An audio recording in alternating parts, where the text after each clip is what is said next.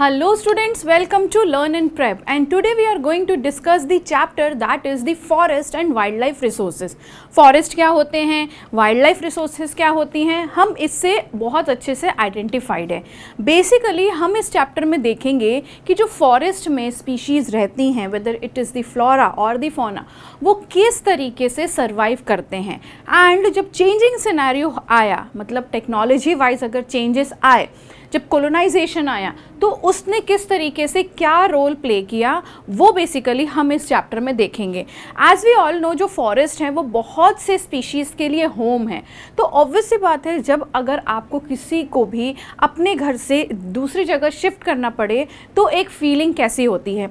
Same goes with the forest people also, चाहे वो people हों, चाहे वो स्पीशीज़ हों, वेदर लिविंग हो नॉन लिविंग हो, हर तरीके से उनकी जब स्पेस बदली जाएगी तो दिक्कतें तो होंगी. तो यही सारी चीज़ हम इस चैप्टर में भी देखने वाले हैं. So the first and foremost thing is the, let's just see the introduction. क्या बोल रहा है? We humans along with all living organisms form a complex web of ecological system. ठीक है, पहली चीज़ तो क्या है, जितने भी हम लिविंग ऑर्गेनिजम्स हैं वो सारे के सारे एक ऐसा पाथ दिखाते हैं या ऐसे पाथ पे चलते हैं जहाँ पर जो एक दूसरे के साथ जो डिपेंडेंसी है वो बहुत ज़्यादा मैटर करती है. ठीक है, which we are only a part and very much dependent on the system of our own existence. For example, जो भी हैं, the plants, animals and microorganisms recreate the quality of the air we breathe, the water we drink, the soil that produces our food without which we cannot survive. तो ये dependency ही है, चाहे वो plants हो, animals हो, कोई भी micro organisms हो, वो एक दूसरे के ऊपर डिपेंडेंट होते हैं, जिसकी वजह से जो उनका सर्वाइवल है वो बहुत ज़्यादा मार्क किया जाता है. ठीक है, because they all are what, the living organism.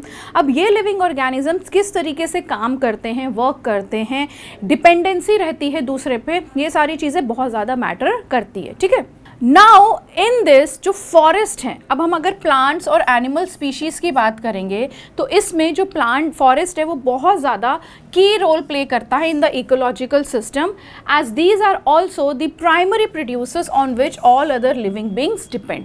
तो जो फॉरेस्ट हैं वो एक प्राइमरी प्रोड्यूसर हैं, जिसकी वजह से जितने भी ऑर्गेनिजम्स हैं, चाहे वो माइक्रो हो, मैक्रो हो, कुछ भी हो, डिपेंडेंसी किस पे है? फॉरेस्ट पे, क्योंकि वो एक जो है बेस के तरीके से काम करते हैं. ठीक है, flora and fauna in India, किस तरीके से फ्लोरा है और फौना, ये हमें पता है. जो भी फ्लोरा होगा, जो फ्लोरा है वो हमारी क्या है? Plant species.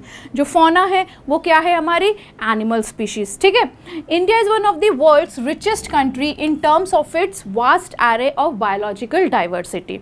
The diverse flora and fauna are so well integrated in our daily life. Now let's just understand the different categories of existing plants and animal species. तो different कौन से होंगे? Based on the International Union of Conservation of Nature and Natural Resources, that is IUCN, we can classify as the follows. किस तरीके से हम classify करते हैं? जितने भी एग्जिस्टिंग प्लांट्स एंड एनिमल्स हैं, there are 6 different types of them.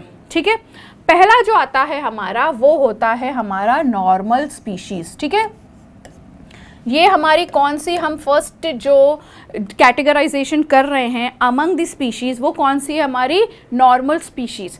Now every time ये हमेशा समझो कि जो वर्ड है वो बहुत बड़ा रोल प्ले करता है in giving you the definition. I will repeat कि जो भी हमारा वर्ड है, for example this is the word normal, that means एक इमेजिनेशन फॉर्म हो गई हमारे इसमें कि ये जो नॉर्मल है दैट मीन्स ये नॉर्मली चीज़ें चल रही होंगी जो रोज़मर्रा में हम चीज़ों को यूज़ करते हैं. That is the normal thing. Normal water, normal food to eat, normal living standard, यही सारी चीज़ें होती हैं. तो just relate the words with the definition. तो क्या होगा? बहुत ज़्यादा ईजी तरीके से हमें क्या पता चल जाएगा कि हाँ, हम इसके बारे में बात करने वाले हैं. तो पहला क्या आ रहा है हमारा? Normal species. That means something is very much normal. Normal means जो रोजमर्रा की चीजों में है. Their population levels are considered to be normal for their survival. मतलब ये जो हैं ये हैं, कोई दिक्कत की बात नहीं है। लाइक काउज, बफेलोस, ये क्या है, ये नॉर्मल हैं। जो अच्छे अच्छे और इनमें वैरायटी हो जाएंगी तो ये सारी चीज़ें नॉर्मल है। Like your cattle, pine rodents and the sal, ठीक है। तो ये जो कैटेगरी है जो हमने डिस्कस करी है, it is the normal species, that is the number 1, ठीक है। फिर आती है हमारी रेयर स्पीशीज। अब यहाँ पर क्या बोल रहा है वो कि वो जो स्पीशीज जिसके बारे में हम बात करेंगे वो क्या है, रेयर है, मतलब वो मुश्किल से मिलती है, ठीक है। These are the species with a small population. Obviously ये रेयर है तो ये क्या होगी, इसकी पॉपुलेशन कम ही होगी। These could move into the vulnerable or endangered species list if factor responsible for lessening their number continue to operate. Example desert fox, Asiatic buffalo, ठीक है। जो ये हो गई हमारी रेयर स्पीशीज, ठीक है। थर्ड आती है हमारी वर्नरेबल स्पीशीज, मतलब ये ऐसी स्पीशीज हैं जिनको हम क्या बोलेंगे, they have declined so much that they would soon move to the endangered list. इतनी ज़्यादा इनका डिक्लाइनेशन आ गया है कि ये धीरे से अब किस कैटेगरी में जाने वाली हैं, एंडेंजर्ड केस में। If the factors which help in lessening their number continue to operate, example the blue sheep, the Gangetic dolphin and the Asiatic elephant, ठीक। जो फोर्थ कैटेगरी आती है हमारी वो है हमारी एंडेमिक स्पीशीज, मतलब इन स्पीशीज का एंड बहुत नज़दीक है। These species are found only in some areas which are isolated by natural और geographical barriers। मतलब ऐसी स्पीशीज सबसे पहली चीज़ तो ऐसे एरिया में मिलेंगी जो खुद ही बहुत ज़्यादा क्या है, नोन में नहीं है। हालांकि हैं, नोन हैं, लेकिन उनका इतना इम्पोर्टेंस हम daily day to day life में नहीं मेजर कर पाते। तो ये कौन सी हो जाएंगी, हमारी एंडेमिक स्पीशीज़। और ये ऐसी एरियाज़ में होंगी जो आइसोलेटेड है, मतलब यहाँ पर किसी को किसी से कुछ वो नहीं है आउटसाइड दी वर्ल्ड में। For example Andaman and Nicobar ले लो। अंडमान का वाइल्ड पिग क्या कोई इंटरेस्ट रखेगा कि हाँ हमें अंडमान जाएंगे तो हम वहाँ का वाइल्ड पिग देखेंगे? ये तभी पॉसिबल हो पाएगा जब we will be able to watch, हम जाने के लिए रहेंगे कि हाँ हमको हम यहाँ जा रहे हैं तो हम ये देख लेंगे, अदरवाइज हमको कोई इंटरेस्ट नहीं है, यही होता है। तो for example Andaman wild pig, Nicobar pigeon and Andaman teal etcetera, ठीक है। फिफ्थ जो आता है वो है हमारा extinct species. These are species which are no longer found in the areas, मतलब ये ऑलरेडी ख़त्म हो चुके हैं। जिस एरिया से ये बिलोंग करते थे, जहाँ पर इनकी इंपॉर्टेंस होती थी कि हाँ this particular area is known to be as कि ये वाली जो चीज़ है ये हमें ज़रूर दिखने वाली है, तो वो क्या आ जाता है, extinct species. In areas where there are known to occur, जहाँ पर हमको लगता था कि ये होंगी लेकिन ये अब वहाँ पर नहीं है, ये एक्सटिंक्ट हो चुकी हैं, गायब हो चुकी हैं। Species can be extinct from an area, region, country, continent or the plant earth. Example Asiatic cheetah, pink head duck, ठीक है। तो ये हो जाती है हमारी extinct species। सिक्स्थ कैटेगरी की जो हमारी स्पीशीज़ है वो कौन सी, हमारी endangered one, ठीक है। मतलब ये जो स्पीशीज़ हैं वो डेंजर में हैं, ठीक है। These species are in danger of extinction. If the factors that led to their decline continue, these species will soon become extinct. Example black buck, crocodile, sangai, Indian rhino, etc. ठीक है। So this is the most important part of the chapter, जहाँ पर आपको question आ सकता है, describe the categories of existing plants and animals. तो पूरी की पूरी ये टेबल याद कर लो, लिख लो, बना लो और इसको रिवाइज करते जाओ, तो हमको बहुत इजी होगा लास्ट तक जब हमारे पेपर आने वाले होंगे। अभी तो हमारी ये शुरुआत है, चलो फर्स्ट टर्म है, सेकंड टर्म है, लेकिन उसके बाद जब ये चीज़ें होंगी तो हमारे लिए बहुत इजी होगा इसको रिवाइज करने में। तो सेम एज इट इज़ आप ये टेबल बना लो, आपको फुल मार्क्स मिलने ही मिलने हैं, ठीक है। तो ये तो हमने क्या देख लिया, different categories of plants and animals, जो कौन कौन सी स्पीशीज़ हैं। नेक्स्ट आते हैं अब जो प्लांट्स में हैं। As you can see the picture, ये हमारे एनसीईआरटी में भी दी हुई है, तो इसको अच्छे से देख लेना क्योंकि पिक्चर बेस्ड क्वेश्चंस आते ही आते हैं, ठीक है। Now the negative factors that cause fearful depletion of the flora and fauna, जहाँ पर कौन से ऐसे नेगेटिव फैक्टर्स हैं? फैक्टर्स तो होंगे, लेकिन यहाँ पर हम नेगेटिव वाले डिस्कस करेंगे।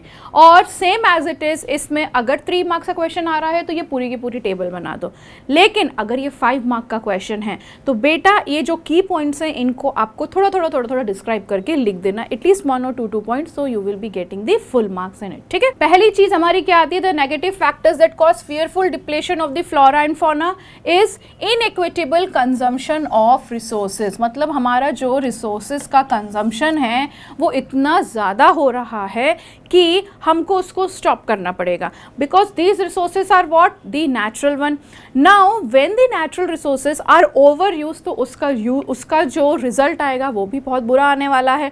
तो सबसे पहली चीज़ तो कंजम्पशन ऑफ जो रिसोर्सेज हैं उनको हमें इक्वल तरीके से करना है, ना कि बहुत कुछ ज़्यादा कंज्यूम कर रहे हैं या बहुत कुछ कम कर रहे हैं। इक्वल तरीके से रखो, जिससे जो daily day to day life है of the forest and its species वो क्या रहेगी? कंट्रोल में रहेगी। फॉरेस्ट फायर्स, ये चीज़ें नहीं होनी चाहिए, because many of them what they do कि यहाँ पर फॉरेस्ट में आग लगा देते हैं कि सूखा हो गया, आग लगा दो, जिससे कि क्या रहेगी? फर्टिलिटी मेंटेन रहेगी। But this is not the right thing, क्योंकि ये जो फॉरेस्ट है ये किसी के घर भी हैं। ठीक है, पॉइजनिंग, यहाँ पर हम एग्जाम्पल के तौर पे क्या देख सकते हैं कि बहुत सारे एनिमल्स को पॉइजन दे दे के उनकी हंटिंग पोचिंग ये करी जाती है। हालांकि आपकी डेट में ये बैन है, लेकिन कहीं ना कहीं अभी भी इर्रेगुलर तरीके से वो तरीके से क्या होता है, ये यहाँ पर करी जा रही है। ठीक है, एनवायरमेंटल पोल्यूशन क्रिएट कर रही है। जब हम फॉरेस्ट फायर्स लगा रहे हैं, कर रहे हैं, तो ये एनवायरनमेंट को पोल्यूट कर रही है। बड़ी बड़ी इंडस्ट्रीज़ जो हो रही हैं वो भी सेट हो रही हैं, उसके एफ्लुएंट्स भी जाते हैं, तो ये चीज़ें is not the good thing. Grazing and fuel wood collection, तो इससे हम क्या कर रहे हैं? पहले तो क्या करेंगे कि जितने भी एनिमल्स हैं वो ग्रेज करते हैं, तो एक नॉर्मल उनको क्या देना चाहिए? प्लेस दे देना चाहिए कि इतने ही एरिया में आप रिजिड और इतने में ही ग्रेजिंग कराओगे। फिर क्या आ जाती है हमारी fuel wood collection, that means कि हम पेड़ों को काट रहे हैं, उससे क्या कर रहे हैं? वुड को निकाल रहे हैं, तो पूरा का पूरा जो जंगल है वो तो यूं ही साफ होए जा रहा है। ठीक है, फिर आता है हमारा unequal access, habitat destruction, hunting and poaching, over exploitation, mining. बहुत सारी जगहों में जैसे कि द बक्सर टाइगर रिजर्व है, मेन चीज़ यहाँ पर माइनिंग होती है, जिसकी वजह से जो नेचुरल हैबिटेट है, आसपास में जो लोगों का घर है, एनिमल्स हैं, उसको सबसे ज़्यादा दिक्कत होती है। बक्सर टाइगर रिजर्व है, दैट मीन्स वहाँ पे टाइगर्स रह रहे हैं, तो उनको भी बहुत दिक्कत होती है कि वो यही सारी शोर शराबा सुनते रहते हैं, जिसकी वजह से they face very much difficulties. Differential sharing of responsibility in environmental wellbeing. So these are some of the points you can write when it comes to the negative factors that cause the exploitation of the flora and the fauna। 3 mark का question आता है तो ये पूरा का पूरा points लिख डालो। 5 मार्क का क्वेश्चन आ रहा है तो क्या करोगे? डिवाइड कर दो और फिर उसमें 1 1 2 2 लाइन्स लिख लो। जरूरी नहीं कि पूरे के पूरे 11 पॉइंट्स लिखो, लेकिन जो भी पॉइंट्स तुम्हें याद हो रहे हैं उसमें 5-6 पॉइंट्स तुम उसमें इजीली लिख दो एक्सप्लेनेशन के साथ। ठीक है, so this is what we have discussed the negative factors. Now if we see around the year 1951 to 1980, according to the Forest Survey of India, over 26,200 square kilometer of forest areas was converted into agricultural land। और ये क्यों convert कराया गया था? Because at that time the population was raising। तो यहाँ पर population raise हो रही थी, for most important thing population raise हो रही थी, तो लोगों को खाने के लिए चाहिए, तो जितना भी फॉरेस्ट एरिया कवर्ड था वो गवर्नमेंट ने क्या किया? उसको एग्रीकल्चरल लैंड के तौर पे बनाते गए। Substantial parts of the tribal belts, especially in the northeastern and central India, have been deforested to degraded by shifting cultivation, जिसे हम झूम कल्टिवेशन भी बोलते हैं, a type of slash and burn agriculture भी बोलते हैं, जिसमें large scale development projects have also contributed significantly to the loss of the forest। मतलब सिर्फ और सिर्फ population के साथ साथ यहाँ पे over exploitation of forest इसलिए भी हुआ क्योंकि at that time बहुत सारी चीज़ें बनती हैं फॉरेस्ट से, तो हमें वो चीज़ें भी मिल रही हैं। दूसरी चीज़ स्लैश एंड बर्न तरीके से क्या किया था? फॉरेस्ट में आग लगाई जाती थी, जैसा हमने एक नेगेटिव फैक्टर देखा है, तो जिसकी वजह से तीसरी थिंग क्या हुई? लार्ज स्केल डेवलपमेंट प्रोजेक्ट्स चलाए गए, जैसे कि वहाँ पर फॉरेस्ट है, उसके साइड में कोई नदी बह रही है तो वहाँ डैम्स कंस्ट्रक्ट कर देंगे, तो यहाँ से फॉरेस्ट का तो पूरा का पूरा नामो निशानी मिटता चला जा रहा है। ठीक है, फिर 1951 over 5,000 square kilometre of forest were just cleared for the river valley projects. ठीक है, Clearing in forest is still continuing with projects like Narmada Sagar project in Madhya Pradesh, which would include 40,000 hectares of the forest. तीसरी चीज़ क्या हो सकती है? Mining. Mining is another important factor behind the deforestation, जिसमें जो Buxa tiger reserve in West Bengal is seriously threatened by the ongoing of dolomite mining. ठीक है, so these are some of the reasons जिसकी वजह से जो हमारे फैक्टर्स हैं वो नेगेटिव तरीके से जा रहे हैं, because they are clearing what the forest, which is not at all a good thing. बड़े बड़े रिवर वैली प्रोजेक्ट्स चलाए जाते हैं, फॉरेस्ट को काट काट के यहाँ पे डैम्स बनाए जाते हैं, फिर वहाँ पर रोड्स कंस्ट्रक्ट कर दी जाती हैं, जहाँ पर जो लोगों के लिए नेचुरल हैबिटेट है, लिविंग है, उनके लिए वो सबसे ज़्यादा कॉन्सिक्वेंसेस बेयर करते हैं. It has distributed the natural habitat of many species and block the migration route of several others including the great Indian elephant. जहाँ पर वो माइग्रेट करते हैं, एक जगह से दूसरी जगह जाते हैं, लेकिन वहाँ पर जब रोड्स बना दी जाती हैं तो नॉर्मल पीपल्स का जो मूविंग है वो चालू हो जाती है, जिसकी वजह से जानवरों को क्या लगने लगता है? A feeling of scared. ठीक है, तो वो डरते हैं कि भाई हम अगर चले गए तो ये हमें ना मार दे. ठीक है, The forest ecosystems are repositories of some of the country's most valuable forest products, minerals and other resources that meet the demand of rapidly expanding industrial urban economy. ठीक है, एज यू कैन सी, अब यहाँ पर हम क्या देख सकते हैं इस पिक्चर में? They are the tribal people, tribal girls using bamboo saplings in a nursery at Mukal near the silent valley. तो यहाँ पे इनका अपना अलग काम चलता रहता है, लेकिन ये किसी को हार्म नहीं पहुँचाते. They are living with the animals over there, but they are not harming anybody. Neither the people nor the animals are harming each and everybody, because they are friendly towards them. तो यहाँ पर जब friendliness आ जाती है तो हार्मनेस तो रहेगी नहीं.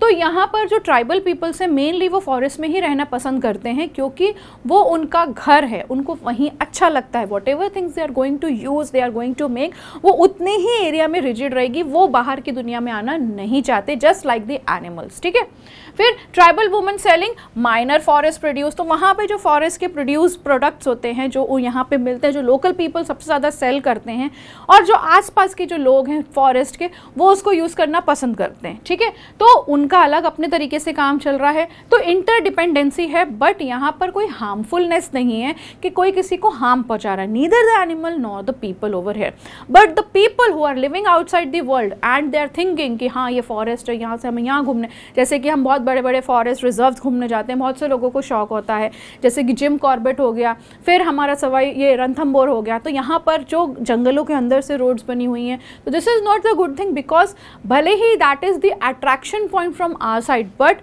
उनके लिए वो एक फेयरफुल एक्टिविटी होती है. तभी जाके वो क्या करते हैं? हमला करते हैं लोगों पे, because they are not at all friendly with each other.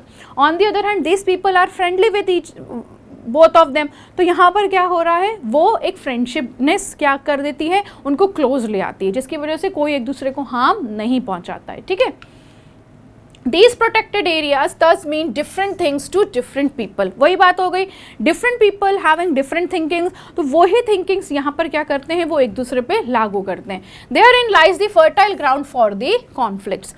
Overpopulation in the third world countries is often cited as the cause of environmental degradation. ठीक है, conservation of forest and wild life in India, किस तरीके से हम forest को conserve करके रख सकते हैं. ठीक है, तो कंजर्वेशन क्या क्या हो रही है वहाँ पर? हमें मेन चीज़ें क्या दे रहा है? Natural resources, that is the water, air and the soil. फिर it also preserve the genetic diversity of plants and animals for better growth of species and their breeding. For example, in agriculture, we have still dependent on the traditional crop varieties.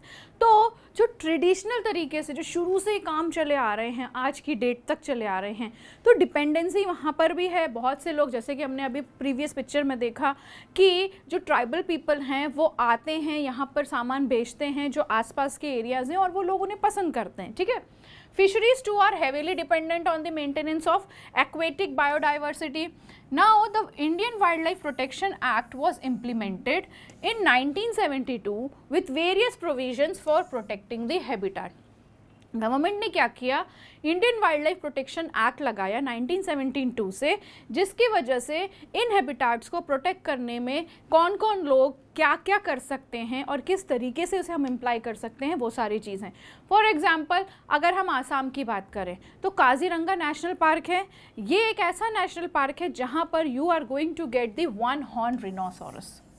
ठीक है, one horn rhinoceros एक ऐसा animal है जो सिर्फ और सिर्फ इसी एरिया में मिलेगा, तो इसको भी प्रिजर्व करने की ज़रूरत है। तो वहाँ पे भी कुछ रूल्स एंड रेगुलेशंस लगाई गई हैं जिसकी वजह से इसकी हंटिंग और पोचिंग ना हो सके। ठीक है, फिर the central government also announce several projects for protecting specific animals. तो वो ऐसे एनिमल्स जिसको गवर्नमेंट को लगता है या हमको भी लगता है कि ये जो एनिमल्स हैं ये हमारे साथ होने चाहिए, हमें इनको देखना अच्छा लगता है। बहुत से लोग होते हैं जो नेचर लवर होते हैं, तो गवर्नमेंट ने ये सारी चीज़ें देखते हुए कि ये एनिमल्स यहाँ से हट ना जाएं, तो अब क्या किया इन्होंने, सेवरल प्रोजेक्ट्स लगाए जिससे कि हम पर्टिकुलर जो भी स्पीशीज़ रहेंगी उनको क्या करेंगे, प्रोटेक्ट करके रख सकते हैं। फॉर एग्जाम्पल जैसे कि द टाइगर हो गया, वन हॉर्न रिनोसोरस हो गया, द कश्मीर स्टैग जिसे हैंगुल भी बोला जाता है। 3 टाइप्स ऑफ क्रोकोडाइल जो फ्रेश वाटर में रहना पसंद करते हैं, salt water crocodile and the घड़ियाल, the Asiatic lion and others. ये कुछ ऐसे स्पेसिफिक एनिमल्स हैं जिसको गवर्नमेंट ने खुद ऐसे प्रोजेक्ट्स लगाए जो कि हम इनको प्रोटेक्ट करके रख सकते हैं, क्योंकि इनकी एक अपनी अलग ब्यूटी है। पीपल लाइक दीज एनिमल्स, तो वो क्या होते हैं उस तरीके से यहाँ पर चीज़ों को देख लेते हैं। Most recently the Indian elephant, black bug जिसे चिंकारा भी बोला जाता है, द ग्रेट इंडियन बस्टर्ड जिसे गोंडवाना बोला जाता है, and the snow leopard etcetera have been given full और partial legal protection against hunting and trade throughout the India. The conservation projects are now focusing on biodiversity rather than of its few components. There is now more intensive search for different conservation measures. मतलब इनके साथ साथ बहुत से ऐसे animals हैं जो already extinct हो चुके हैं, लेकिन कहीं ना कहीं फिर भी उनका जो हम बोल सकते हैं उनका एक प्रेजेंस है कहीं ना कहीं, तो उनको आज की डेट में हम क्या कर सकते हैं, सेव करके रख सकते हैं, जिसकी वजह से क्या होगा और अदर मेजर्स हम यूज़ कर सकते हैं जिससे हम इनको प्रोटेक्ट करके रख सकें। Types and distribution of forest and wildlife resources क्या है वो, in India much of its forest and wildlife resources are either owned और मैनेज बाय द गवर्नमेंट, या तो वो खुद ओन्ड है या गवर्नमेंट के थ्रू मैनेज किए जाते हैं थ्रू द फॉरेस्ट डिपार्टमेंट और अदर गवर्नमेंट डिपार्टमेंट्स। कैसे? Now there are classification of forest into 3 categories. पहला जो हमारा फॉरेस्ट आता है वो है जो कॉलोनाइजेशन के टाइम में गवर्नमेंट ने लगा दिया था कि फॉरेस्ट का अब कैटेगराइजेशन होगा और ये कैटेगराइजेशन ऑफ फॉरेस्ट सबको अपनाना पड़ेगा। तो पहली चीज़ यहाँ पर क्या हो जाती है, the reserved forest. These are the forest which are permanently earmarked either for the production of timber और अदर फॉरेस्ट प्रोड्यूस। मतलब मेनली जो रिजर्व फॉरेस्ट है हमारा, जो फर्स्ट कैटेगरी ऑफ फॉरेस्ट है, वो मेनली किसके लिए यूज होता है, for the production of the timber. यहाँ पर जो ग्रेजिंग है और कल्टीवेशन है वो बिल्कुल भी अलाउड नहीं है। More than 50% of the total forest has been declared as the reserved forest। मतलब जितने भी फॉरेस्ट को हम विजिट करते हैं चाहे वो कोई भी हो, वो हम उसका सिर्फ और सिर्फ 20% फॉरेस्ट ही देख पाते हैं। ये में ध्यान रखना, क्योंकि ऑलरेडी 50% तो कहाँ पर चला गया, वो रिजर्व्ड फॉरेस्ट है, वो हम उसको देख ही नहीं सकते। वो सिर्फ और सिर्फ इसलिए है जिसमें से हमें सिर्फ और सिर्फ टिम्बर और मोस्ट एसेंशियल प्रोडक्ट्स जो हैं वो वहाँ से मिल सके और फिर उसका बिजनेस होता है। These are important for forest and wildlife conservation. The forest of Jammu Kashmir, Andhra Pradesh, Uttarakhand, Kerala, Tamil Nadu, West Bengal and Maharashtra fall under this category. Protected forest, दूसरी कैटेगरी ऑफ फॉरेस्ट होती है हमारी, वो है हमारी protected forest. Grazing and cultivation rights are allowed subject to a few restrictions. ठीक है, यहाँ पे बिल्कुल भी अलाउड नहीं था, यहाँ पे कुछ रिस्ट्रिक्शंस के साथ you can do that. Almost 1/3 of the total forest land is declared as protected forest. ठीक, as the name indicates, these forests are protected from further depletion. These forests, the forests from Bihar, Haryana, Punjab, Himachal Pradesh, Odisha, Rajasthan fall under this category. तो ये हो गया हमारा second category of forest, that is the protected forest. जो third category of forest हमारी आती है वो है अनक्लास्ड फॉरेस्ट, मतलब ये जो फॉरेस्ट रहेंगे ये इनका कोई भी कुछ भी नहीं है, और मेनली यहाँ पर जो सर्वाइवल जो पीपल है, जो ट्राइबल पीपल हैं, वो यहाँ पर इनको बेचारों को दे दिया गया था, जहाँ वो पूरे के पूरे फॉरेस्ट में रहते थे, पूरा फॉरेस्ट कवर उनके अंडर होता था, विदाउट हार्मिंग एनीबडी। उनको उठा के एक जगह से दूसरी जगह पटक दिया, बहुत मूवमेंट्स हुए, स्ट्रगल्स हुए, लेकिन फिर भी कुछ नहीं हुआ, और इन फॉरेस्ट को क्या कहला दिया गया? अनक्लास्ड forest. These consist of inaccessible forest or unoccupied waste. They belong to both government and also the private individuals और ऐसी communities जो कि कहलाती हैं tribals. These are mostly found in the northeastern states and plains of Gujarat where these are managed by the local communities. ठीक है, so this is the differentiation of the forest among three categories. ठीक, question इसमें भी आ सकता है, तो इसको हमें ध्यान से देखने की ज़रूरत है। नेक्स्ट आते हैं how the community and conservation plays an important role. सबसे पहले यहाँ पर कम्युनिटी हम किसके बारे में डिस्कस करेंगे? वैसी कम्युनिटीज़ जो फॉरेस्ट के आसपास रहना ही या फॉरेस्ट में ही रहना पसंद करती है। They are least interested in the outside world whatever is happening. ठीक है, तो we often ignore that in India forest are also home to some of the traditional communities, जो आज से नहीं सदियों से रहती आ रही हैं। आज से उनका कोई ऐसा नहीं है कि वो न्यू है, उनको सिर्फ फॉरेस्ट में रहना है, नहीं। उनके एंशियंट जो लोग होते थे, जो पुराने लोग रहे, फिर वो रहे, ऐसे उनकी हायरार्की चलती आ रही है। In some areas of India, local communities are struggling to conserve these habitats along with the government officials, recognizing that only this will secure their own long-term livelihood.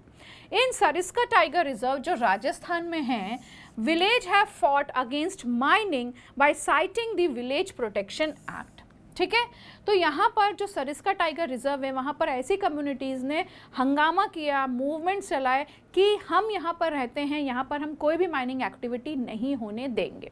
In many areas, villagers themselves are protecting habitats and explicitly rejecting government involvement. ठीक है, तो अपने तरीके से वो काम कर रहे हैं। They are least interested in government की whatever plans they have made, procedures they have made, laws they have made, regulations they have made, they are least interested in that. They are going to live over there only. उनको कोई मतलब नहीं है government क्या बोल रही है, कोई भी एक्ट लगा दे, कुछ भी लगा दे, हमारा घर यही है और इसको हम इसी तरीके से रहेंगे और रखेंगे भी। ठीक है, The famous Chipko movement in the Himalayas has not only successfully resisted deforestation in several areas, but has also shown that community afforestation with indigenous species can be enormously successful. Now here, one thing is there, government हमेशा किस बारे में बात करती है कि we have to protect the forest, we have to protect the wildlife. But on the other hand, क्या government सही में ऐसा कुछ करती है? तो बिल्कुल भी गवर्नमेंट ऐसा कुछ भी नहीं करती। It is just has they have just has implemented the rules and regulations and only for those people who are living over there, because we are the people, we are least interested. हम आज यहाँ पर हैं, काम कर रहे हैं, पढ़ रहे हैं, सब कर रहे हैं, तो क्या हम रोज़ रोज़ जाके फॉरेस्ट में रहेंगे? हमें पता भी नहीं है फॉरेस्ट में क्या चीज़ें हो रही हैं, क्या चीज़ें नहीं हो रही हैं, until and unless we are having the keen interest on that particular subject. ठीक है, ये बात हो गई। जब तक हम उस एरिया में घूमने जाते हैं तो हम उसकी ब्यूटी को अप्रिशिएट करते हैं, येस वेरी ब्यूटीफुल, लेकिन क्या हम उसमें रहना पसंद करेंगे कि हमें 2 दिन के लिए भी छोड़ दे? We will be having that kind of fear in our mind कि कोई हमें आके खा तो नहीं लेगा। ऐसी बहुत सी पिक्चर्स भी हमने देखी हैं जो ये सारी चीज़ें डिपिक्ट करती हैं। But the thing is that there are other communities as well who are living over there and they are not having any kind of fear because they know how to tackle with that situation. ज़रूरी तो नहीं है कि सारे animal से उनसे friendly होंगे, ऐसे बहुत से होंगे जो उनको उस पर्पज़ के लिए भी देखना पसंद करेंगे कि हम इनको खाएंगे, तो उनके पास उनके अपने सॉल्यूशंस होते हैं। तो यहाँ पर एक क्या है, साइमल्टेनियसली चीज़ें चलती रहती हैं।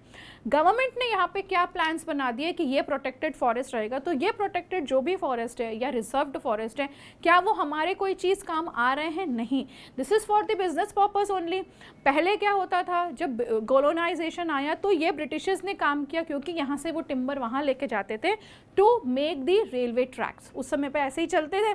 फिर धीरे धीरे आयरन एंड स्टील का इंट्रोडक्शन हुआ, तब इनका जो यूसेज है वो कम हुआ। लेकिन फिर भी बहुत सी चीज़ें हैं जिससे आज जो फर्नीचर यूज़ कर रहे हैं, ये हमें सब कहाँ से मिल रही है, जो लकड़ियाँ आ रही हैं हमारे पास, ये कटिंग डाउन ऑफ फॉरेस्ट ही हो रहा है। तो गवर्नमेंट तो एक तरीके पे क्या लगा देती है कि ये हमें प्रिजर्व करके रखना है, ये हमने रिजर्व करके रखना है, लेकिन वहाँ से ही चीज़ों को कट करके क्या होता है, पूरे मार्केट में सर्कुलेट होता है।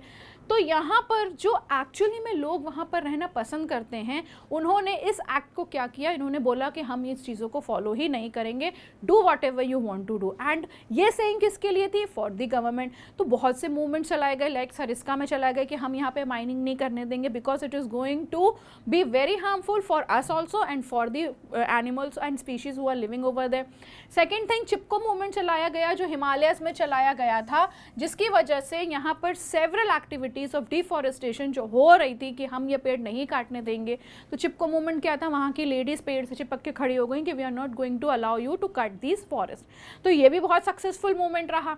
इन इंडिया अब क्या करते हैं, जो जॉइंट फॉरेस्ट मैनेजमेंट है, word is only describing joint forest management, मतलब ये ऐसा फॉरेस्ट मैनेजमेंट है जो लोकल कम्युनिटीज़ के साथ रह के काम करता है। क्योंकि मोस्ट इंपॉर्टेंट थिंग, जो लोकल कम्युनिटीज़ होती हैं, they are having the knowledge of the forest, कौन सी जगह पर क्या है। जैसे कि हम कोई भी पर्टिकुलर एरिया में रह रहे हैं तो हमें उस पूरे एरिया की नॉलेज होती है, यहाँ से हमें ये चीज़ मिल सकती है, यहाँ से हम इस रूट से जाएंगे तो हम यहाँ पहुँच जाएंगे, ये चीज़ें होती है। ऐसे ही फॉरेस्ट के पीपल को एवरी सिंगल नॉलेज होती है अबाउट द फॉरेस्ट। तो यहाँ पर क्या होती है, जो जॉइंट फॉरेस्ट मैनेजमेंट बनाया गया है, furnishes a good example for involving local communities in the management and restoration of the degraded forest. जितने भी फॉरेस्ट ऑलरेडी डिग्रेड हो चुके हैं उसको किस तरीके से हम रिस्टोर करें। तो ये काम कौन कर सकता है, बाहर से आया हुआ आदमी को तो पता ही नहीं होगा, हाँ उसको नॉलेज ज़रूर होगी कि इसको ऐसे करेंगे, इसको ऐसे करेंगे, लेकिन क्या एक्चुअल तरीके से वो उस चीज़ों को इम्प्लाई कर सकता है, until and unless he is not having the skill over it. और ये स्किल हमें कहाँ से मिलती है, by the local communities who are living over there. तो ये दोनों मिलके, जो स्किल्ड पीपल है, जो नॉलेजेबल पीपल है और जो स्किल्ड पर्सन है, ये मिलके क्या करते हैं, उस डिग्रेडेड लैंड को क्या करेंगे, वापस से रिस्टोर करते हैं, which is a very good helpful hand भी प्रूव होता है for the people also and for the government also some or the other way. This program has been in formal existence since 1988 when the state of Odisha passed the first resolution for joint forest management. तो पहला जो ये इसका जो formation हुआ था वो 1988 में है और तब से ये एग्जिस्टेंस है, जिसमें सबसे पहली चीज़ जो स्टेट ऑफ उड़ीसा ने ये रेजोल्यूशन को पास किया था। ठीक है, so this completes the chapter. Next lecture में हम नए चैप्टर के साथ मिलेंगे। Thank you so much.